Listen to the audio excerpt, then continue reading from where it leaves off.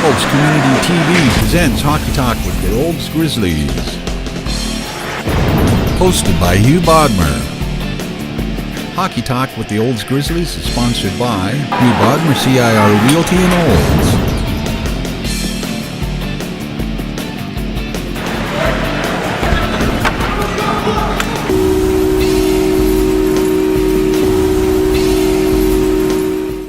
Guesting with us now is Jeramie Heistad, former Grizzly and current assistant coach with the Grizzlies.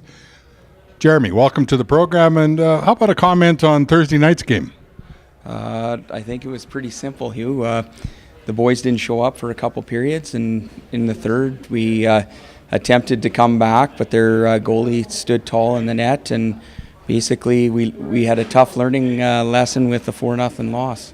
So when you have something like that, you talk about a learning lesson. What do you take from that? Well, what are the positives you get out of that? Well, I think the guys have learned this year that we're a good team, but to be a great team, you need to show up every game and every period and every shift. And when you play against other teams that are top teams, they're ready to play against us, so we better be ready to play against them. So that's a marked change then, say, from 3 or 4 years ago. Well, I think it's been a slow evolution.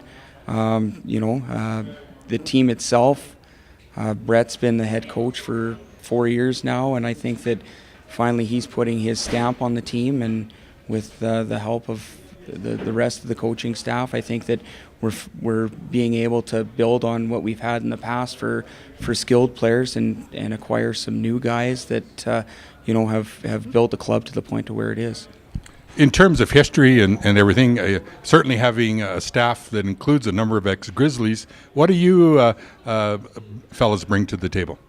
Well, I think it's one of those ones that we know what they're going through in relationship to playing junior hockey, and the pressures that they have on and off the ice, and just bringing the attitude, the winning attitude, because generally the coaching staff were here during the good times, and Dana was here during some lean times, so we bring just the experience and can work with the kids and just give them the tutelage on what we've gone through. You can always look at things and question it, and not. I think that the decision I made it wasn't a detriment to my development or anything else.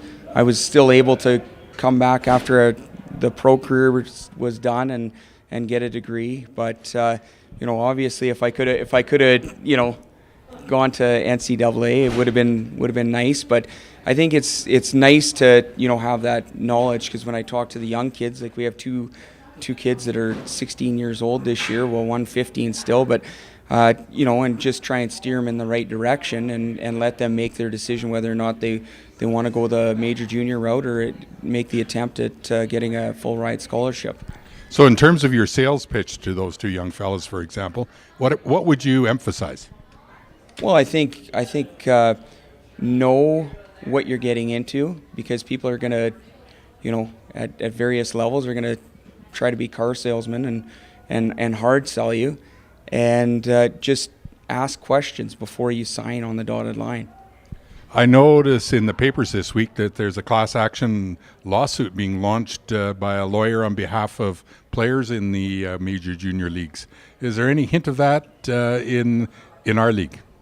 I haven't heard anything about in our league, but in relationship to the Western League or the CHL, it's people are making a lot of money there in the ownership groups, so it's not surprising that there is someone that is attempting to challenge a class action suit and go to try and recoup some of the funds for the players, but we'll see where that goes. But I haven't heard anything in relationship to this league. It would seem to me, in terms of definition, the NCAA considers WHL, they're pros. They're and as a result eliminated from NCAA scholarships. AJ is a different story. You're not paid, and you're therefore eligible for those kinds of scholarships. Yeah, well, the way the Western League works, you get essentially, they call it an allowance. So at that point, that's where the NCAA steps in and says that, it's a professional league because you are, accruing some financial gain from playing, which, it isn't tons of money, but it is money. And at the end of the day, it's, the contrary to what, the CHL thinks, that the NCAA has quite a bit of stroke, and they make their own decisions, and they think that, guys are ineligible if they play there. Okay, let's get off the kind of the philosophical side and get into the reality of tonight's game. What are you expecting out of this Drumheller or the Brooks team that you're going to be facing tonight? Well, they come to play every night. Like them or lump them, they have a good coaching staff that knows the game. They know X and O's, and they have their team ready, game in, game out. And at the end of the day, we need to show up and work, much like the other night where we didn't. If we don't show up tonight, then we're in for a tough night. But if we show up, we showed the last game here that we can definitely play with them and beat them. So it's one of those ones that it's basically up to us, how we're going to show up. And I have complete faith in the guys that they're going to be here and ready to go tonight.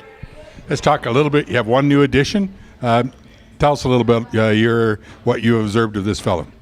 Well, we know that over the last few years that he's a solid player, comes to play every night, and has been on, like last year in Calgary, their team wasn't a very strong team, and he almost had a point a game average, which speaks volumes for his skill. Now, as for his character and gritty nature, guys were really happy to see that we were able to acquire him. And just watching him in practice yesterday, he had a jump in his step, and he was ready to go and happy to be here.